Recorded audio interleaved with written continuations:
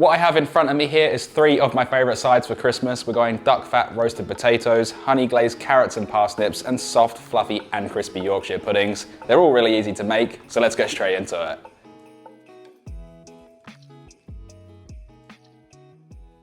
Now to make the Yorkshire puddings, we're going to crack 3 whole eggs into a large mixing bowl and follow that up with 150 milliliters of skim milk. You can use full fat milk, but you might need to add a splash of water just to add a little bit of moisture. Just whisk this up just until it's a pale yellow and those egg yolks have combined. Then add in the dry ingredients, which is 60 grams of plain all-purpose flour, a pinch of salt, as well as a little bit of ground white pepper. Then get back in there with the whisk and mix until everything's smooth, and it shouldn't be too runny right now because we're going to be placing it in the fridge overnight, or preferably overnight. You can use it immediately, but the batter will be so much better. Now when you're ready to cook these, we're going to add in 2.5 teaspoons of any fat of your choice into a muffin tray or cupcake tin. I'm actually using beef tallow for this recipe, and we're going to put these in a preheated oven at 240 degrees Celsius for about 10 minutes, just until that fat's smoking hot. Now once the fat's hot enough, we're going to then remove it, place it onto a heat resistant surface, and spoon in enough of the batter just to fill each mold by half. I did only get 6 out of this recipe because I am using muffin trays, but you will get a lot more if you use cupcake tins. Once you have that filled up, we're just going to place these back into the oven and cook these for roughly 16 to 18 minutes, just until they're beautifully golden brown and have puffed up, pretty much the exact same as the ones I have right here. I do recommend letting these sit for about 5 minutes now because the fat can pool up and we just want that to drain off a little bit before we handle them. And what we have is these crispy and fluffy Yorkshire puddings.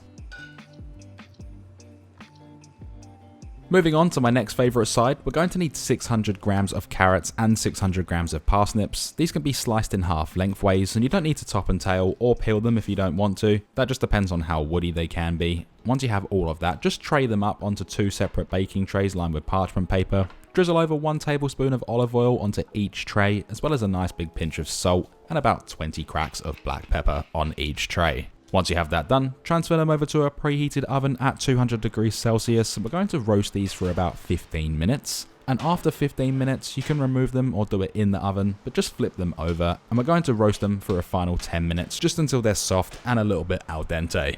In the meantime, place a large pan over medium-high heat, add in 3 tablespoons of unsalted butter, allowing it to melt and just start sizzling. Then we're going to add in 10 whole sage leaves, as well as 1 sprig of rosemary for a beautiful infusion. Mix this around, just cook it for 1 minute for those flavors to become friends. Then add in 3 tablespoons or 60 grams of honey, as well as a nice big pinch of salt and a little bit of ground white pepper. Just keep mixing this through and just allow it to cook for about 1.5 minutes, just until it thickens up, and if you run a spatula through it, it should separate on both sides. After about 25 minutes in total, we can get the carrots and parsnips out of the oven. They're al dente, they're beautifully roasted, and they are a little bit soft as well. We don't want them completely falling apart. We can then serve these up however you like. I like to place them onto a plate and just stack them in a pile and then drizzle over the glaze on top. You can add them all to a bowl and pour on the glaze and then mix them all together that way so everything's completely coated. It's up to you. And this right here is our honey glazed carrots and parsnips.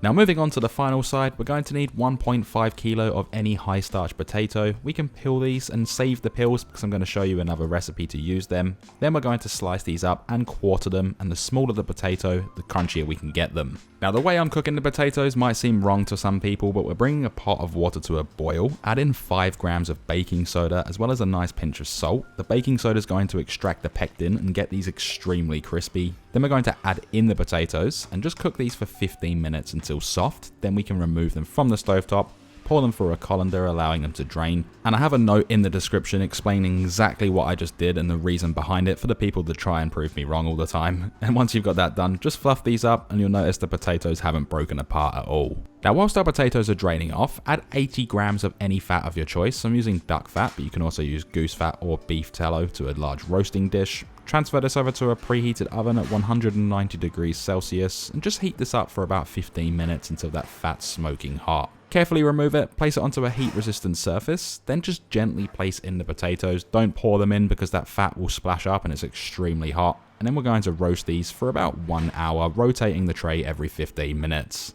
We're going to make a quick rosemary salt. I'm adding 10 grams of rosemary leaves to a mortar and pestle, and then we're going to add in a couple of big handfuls of sea salt flakes. I do recommend using sea salt flakes for this one because we will be breaking it down. And this does take a little bit of time and a little bit of elbow grease. the rosemary will eventually break down, it will turn a beautiful green colour and it smells and looks amazing. Just transfer it into a bowl or leave it in there to save dishes and just set this aside for the time being. After 1 hour on the potatoes, they're beautiful, they're crispy all over and they smell and look amazing. Just remove them, allow them to cool down for about 5 minutes, and then we can add them into a bowl. You don't have to do this if you don't want to, you can add salt directly to them in the tray, but then hit them up with that beautiful rosemary salt we did before. Toss them around just to get everything evenly coated. Then we can serve these up into our bowls or whatever you're going to serve them in, and that right there is our beautiful duck fat roasted potatoes. Also, let me know in the comments which one of these 3 is your favourite Christmas side. So with all of that done, we're left with these 3 beautiful sides, some of my favourites for Christmas. There will be more along the way. I hope you enjoyed this video. If you did, hit that like button, helps me out more than you'd believe, and consider subscribing along with hitting the bell notification next to it so you never miss one I upload, and I'll see you in the next one. Thanks for watching.